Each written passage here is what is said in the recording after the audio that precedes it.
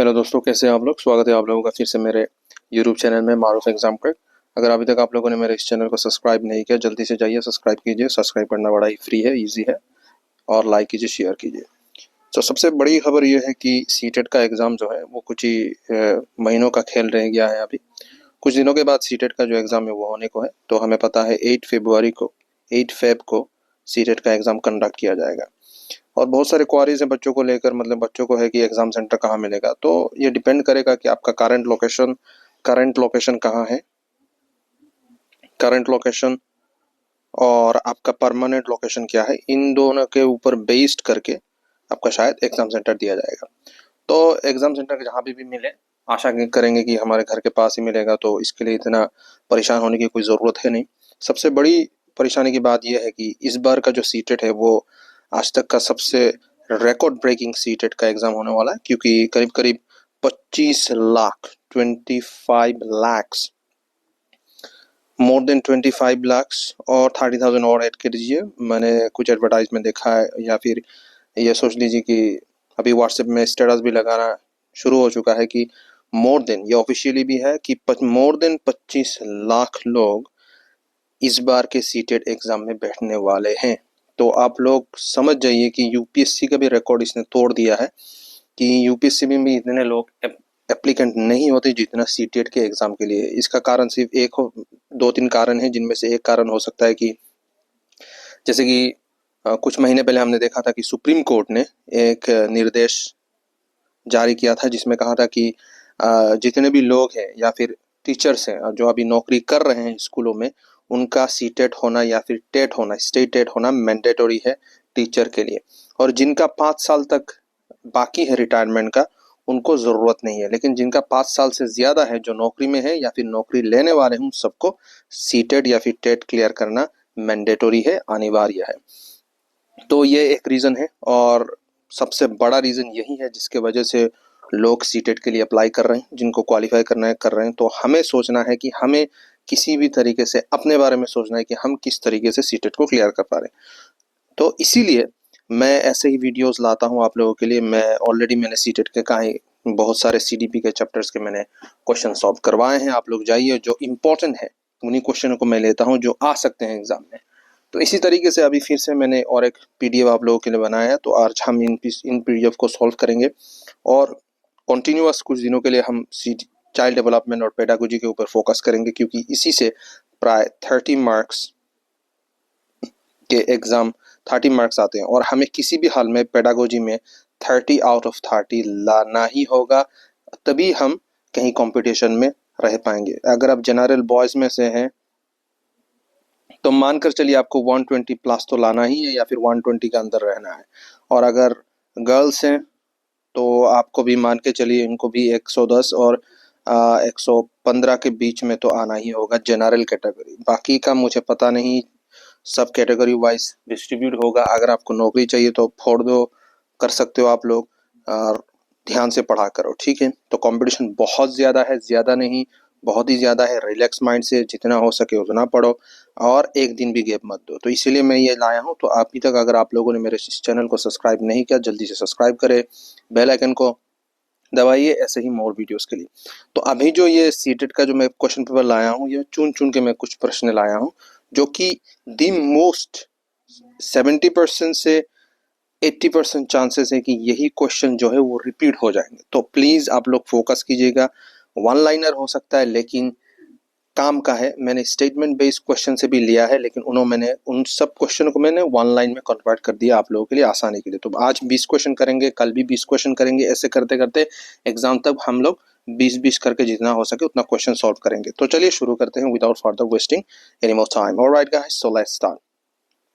तो सबसे पहला है क्वेश्चन, देखिए यहाँ पे आंसर भी मैंने दे रखा है, एक्सप्लेनेशन भी दे रखा है। हम लोग ज्यादा दिमाग को बस रिकॉल करेंगे जो हमने पढ़ा है उन्हीं को, और क्वेश्चन सॉल्व करते रहेंगे ताकि हमारा जो कॉन्टिन्यूअस प्रोसेस है उसको हम चला सके।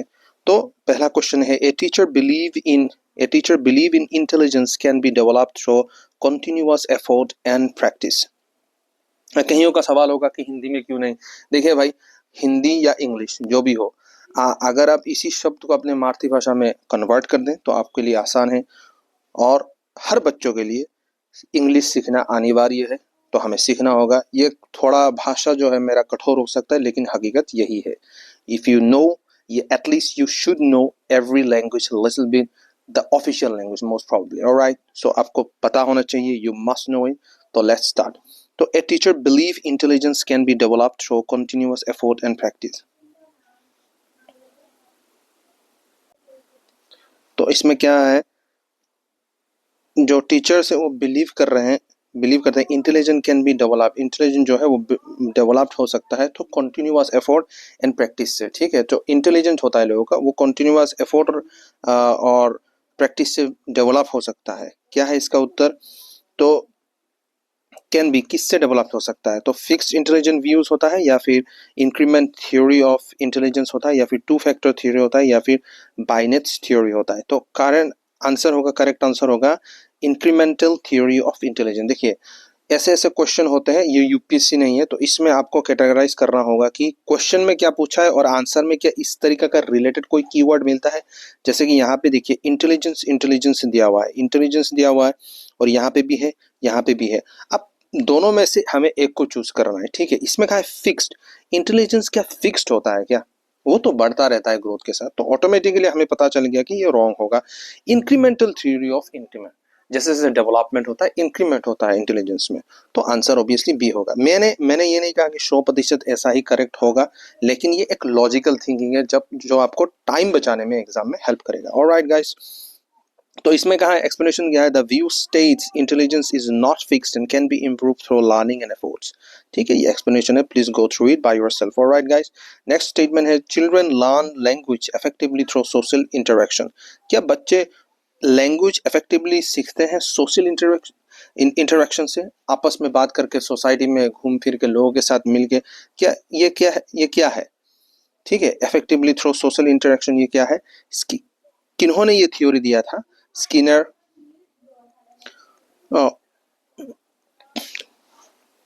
कॉस्मिक और वाइगोस्की, या फिर ट्रॉन्डिक। ठीक है, तो ऑब्वियसली देखिए बाकी जितने भी है इनमें से कोई नहीं होगा, ऑब्वियसली वॉयगस्की होगा। इन्होंने ही कहा था, Vygotsky emphasize the social interaction as a centre to language development. ठीक है, याद रखिएगा। स्टेटमेंट 3 है, क्या है? A child solve a task with the guidance but not independently. इस चीज को क्या कहा जाता है? एक जो बच्चा है वो टास्क को कंप्लीट करता है गाइडेंस के साथ, बट इंडिपेंडेंटली नहीं करता, तो इस चीज को क्या कहा जाता है? इसको कहता है जोन ऑफ प्रॉक्सिमल डेवलपमेंट। ठीक है, इसको कहा जाता है जोन ऑफ प्रॉक्सिमल डेवलपमेंट, याद रखिएगा। Refers to task learning can perform with assistant, मतलब कि टीचर के हेल्प के वजह से उसने इस टास्क को कंप्लीट किया था। नंबर 4 स्टेटमेंट जो है, learning occurs when new knowledge is linked to prior experience. तो लर्निंग जो है वो ऑकर होता है link to prior experience, experience जितना बढ़ता है उतना लोग सीखते हैं।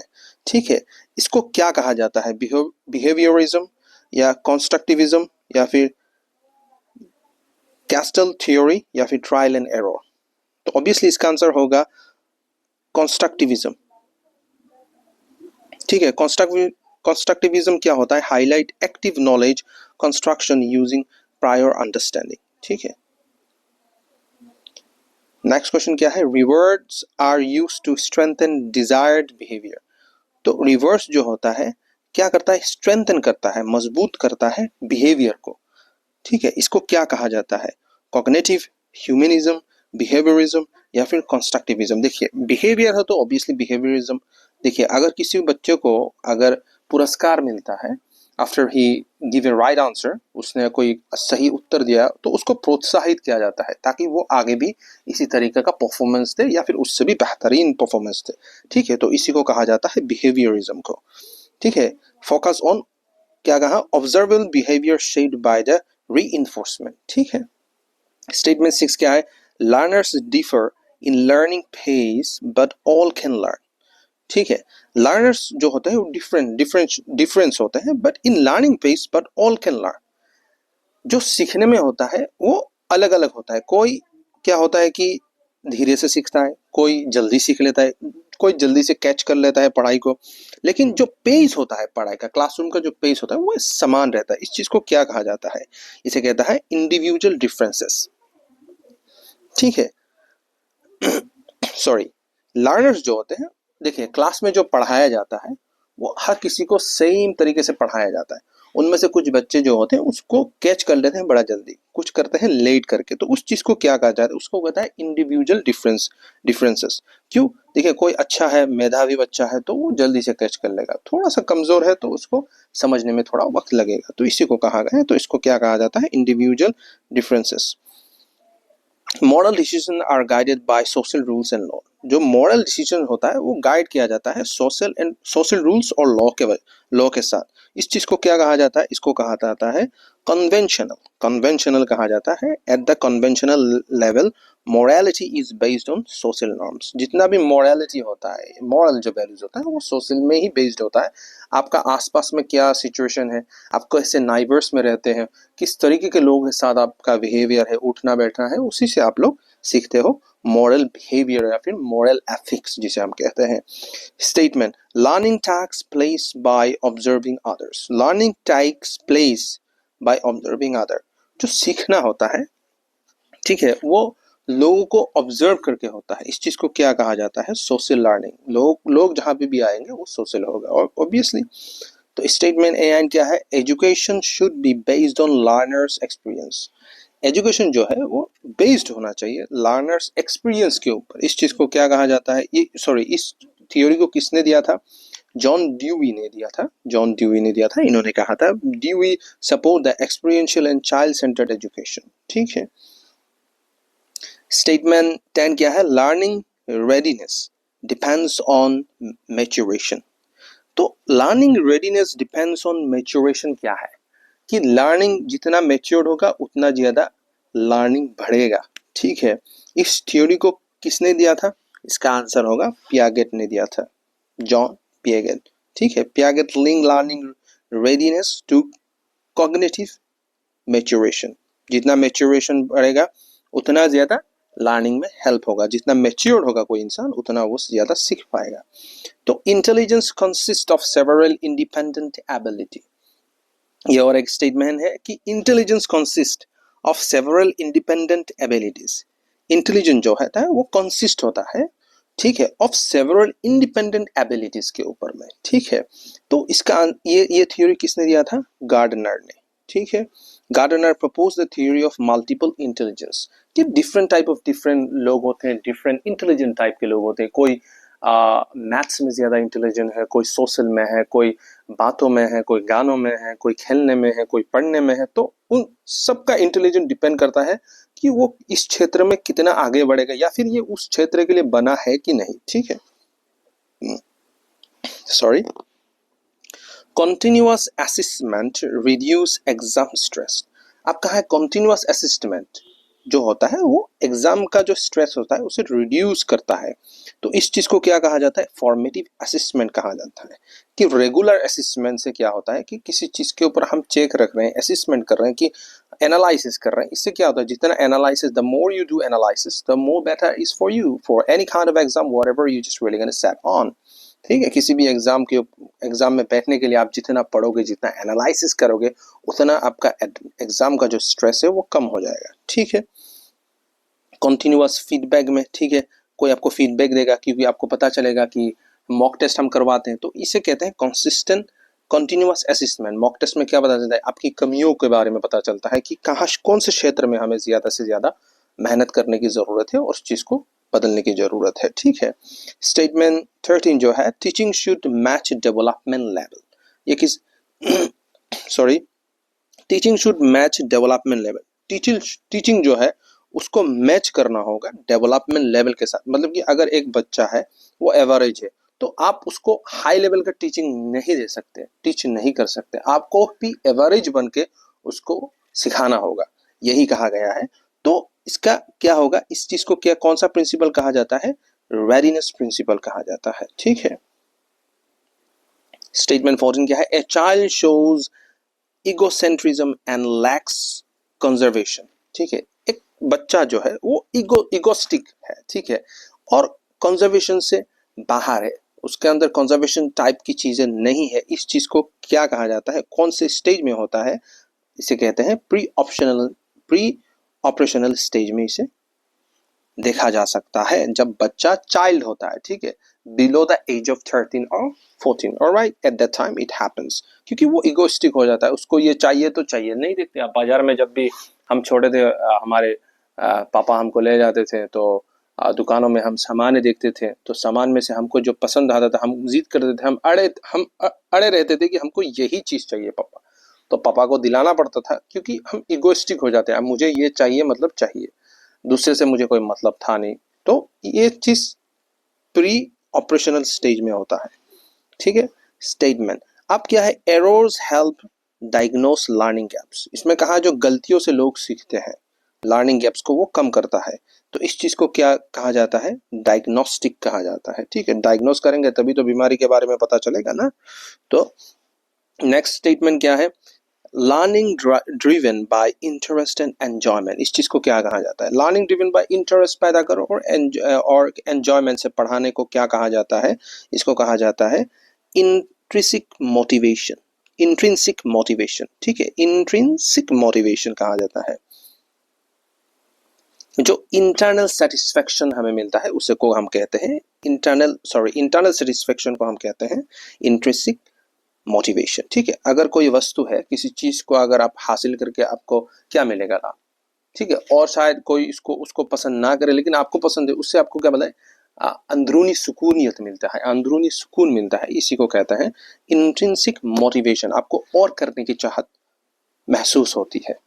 तो स्टेटमेंट 17 क्या है, children learn together in regular schools. एक चिल्ड्रन जो है, ऑल चिल्ड्रन सारे बच्चे एक साथ एक स्कूल में पढ़ते हैं, इस चीज को क्या कहा जाता है, इंक्लूसिव एजुकेशन। इंक्लूसिव ग्रोथ का सबका साथ सबका विकास। तो इंक्लूसिव एजुकेशन का मतलब भी यही है, हर कोई एक साथ एक ही कक्षा में एक ही साथ पढ़े, एक ही स्कूल में, कोई भेदभाव ना हो। स्टेटमेंट 18 क्या है, learning is influenced by the culture and society. जो learning is influenced by culture and society, इस चीज को क्या कहा जाता है, सोशियो कल्चरल अप्रोच कहा जाता है। इसको क्या कहा जाता है, socio cultural approach.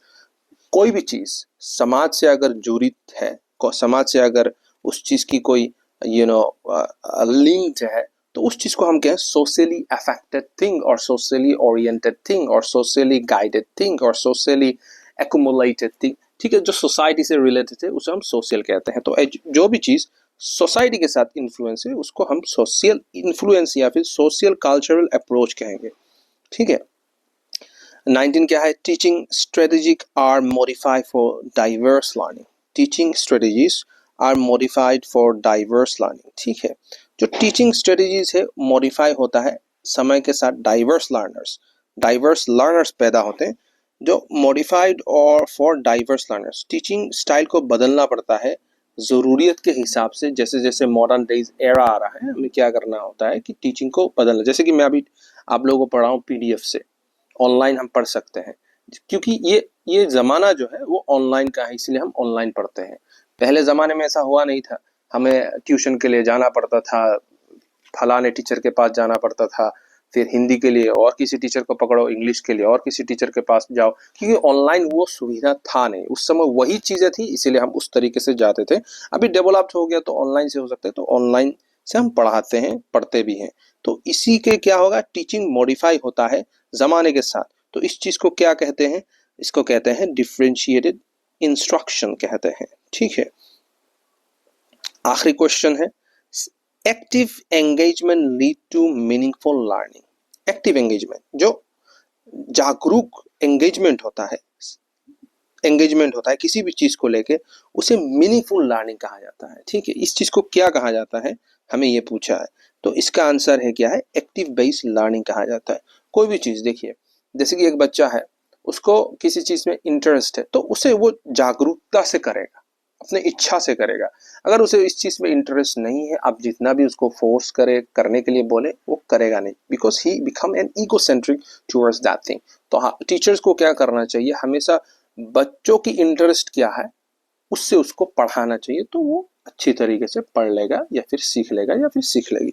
Alright guys, तो hope you really like this video. अच्छा, आशा करता हूँ आपको ये वीडियो बहुत ही अच्छा लगा होगा।